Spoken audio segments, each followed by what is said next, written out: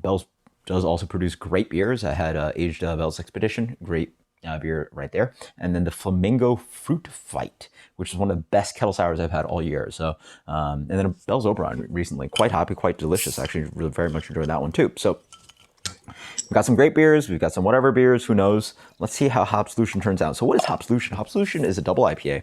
It's a seasonal from them. It is. It's not really great description, not great branding about like what specifically what this is.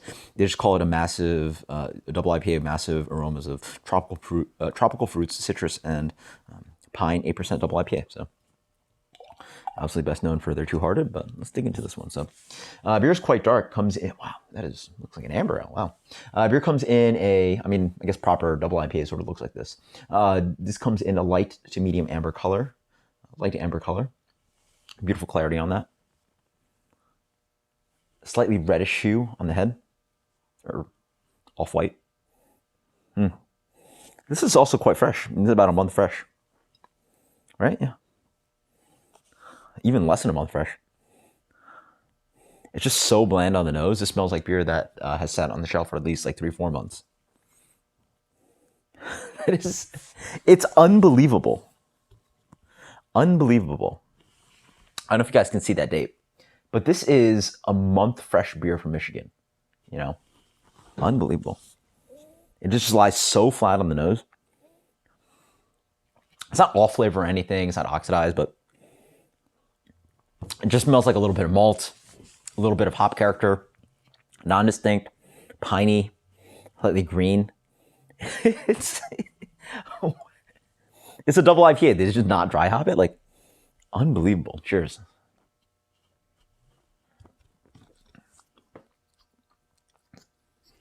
So definitely a lot better on the palate.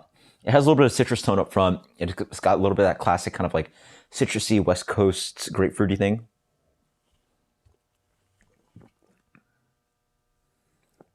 Clean double IPA. So not quite West Coast, but it's in that range. There's a little bit of that biscuited sweetness, and then it dries out quite nicely. So it has that beautiful character that West Coast does quite well, where it has like a little bit of fruitiness up front. It shows it's malt. It's like not even, it has a little bit of lingering caramel quality, but it's a little bit biscuity, it's a little bit bready, and has a tinge of sweetness, but it ends up drying out quite nicely. I think that's what some great West Coast double IPAs do. They show their malt, but then they dry out.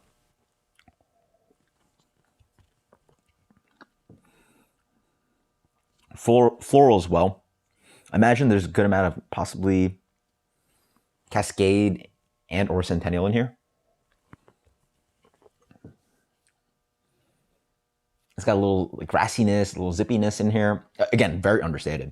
A little bit of that like light kind of pine and not quite garlic, but yeah, pine, earthy pine, light tints of scallion in there. Not that bitter either. It's not full on West Coast, so there's definitely not like something like Sierra Nevada Torpedo. If anything, it has like a medium to medium plus bitterness. I'd say like just a hair over medium. But wow. I mean, it's well-constructed beer, but man, is it lame. Does that make any sense? Like, it's executed well, the malt shows well, and, you know, but when you think double IPA, you sort of want like, boom, right? You sort of want like a pop, and it just doesn't shine on the nose. And even though the palate shows a little bit more, you know, if you don't smell it, you're not going to taste it. And so it's just like just like,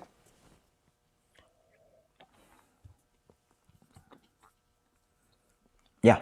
It's honestly a shadow of like a great IPA. And the shame is that I imagine that this is probably just what it tastes like. It's sort of like the same symptom of something called Hop Slam, which is such a disappointing aromatic beer, and it sort of shines on the palate too.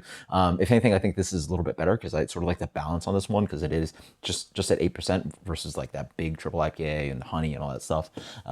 It sort of has, you know, the construction of a less bitter, great double IPA, West Coast style double IPA, but then just lacks on what you really want. And obviously you're here for hops.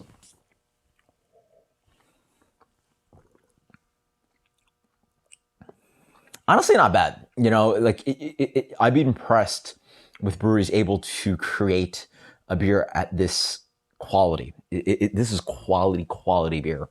Just again, like, where everything sort of balances in, like there's no off flavors, and the bitterness is understated, and the malt is just beautiful in this one, and the hoppiness sort of plays into it. But it's sort of like someone stole a bag of hops. You made a mistake somewhere where you wanted another dry hopping or more pounds per barrel of dry hopping, and it's just like. And I know brewers are just like throwing hops and hops onto beer. I feel like Bell's is just like subtracting hops, or like seeing what's happening and just go like, we're gonna keep doing it. It's such a shame. It's such a shame because it could be such a beautiful beer with just more expressive quality to it. I mean, I know I'm rambling at this point, but what's the analogy?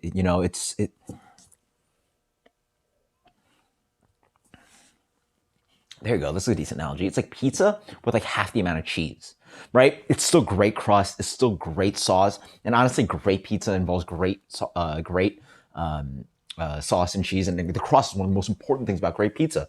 But imagine like someone just like put in like half the amount of cheese, and you're like, well, now I'm sort of eating like, like crust, like bread and sauce with like a sprinkling of cheese. Like it's no longer quite pizza. And like, even though the everything's still quite there and it's still like beautifully done, and we're talking about like artisanal, we're talking about maybe whatever the great things you do with like the best pizza you can make.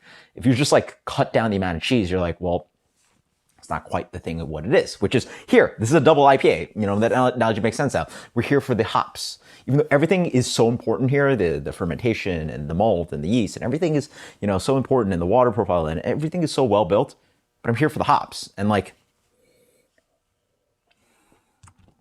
just like,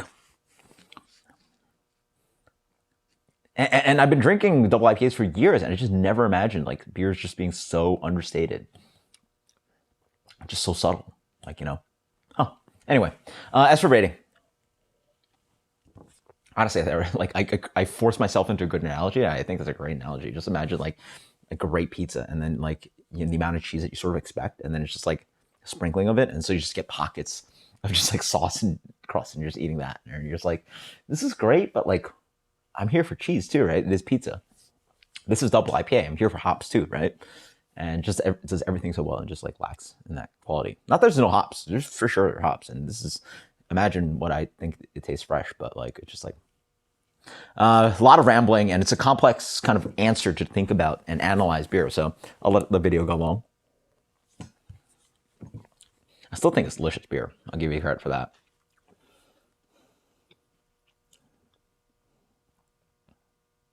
$88.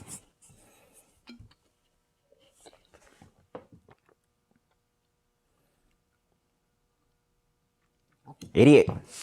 I just give it so much credit because I think a lot of breweries sort of can just pile on hops and make beer sort of hide anything it wants.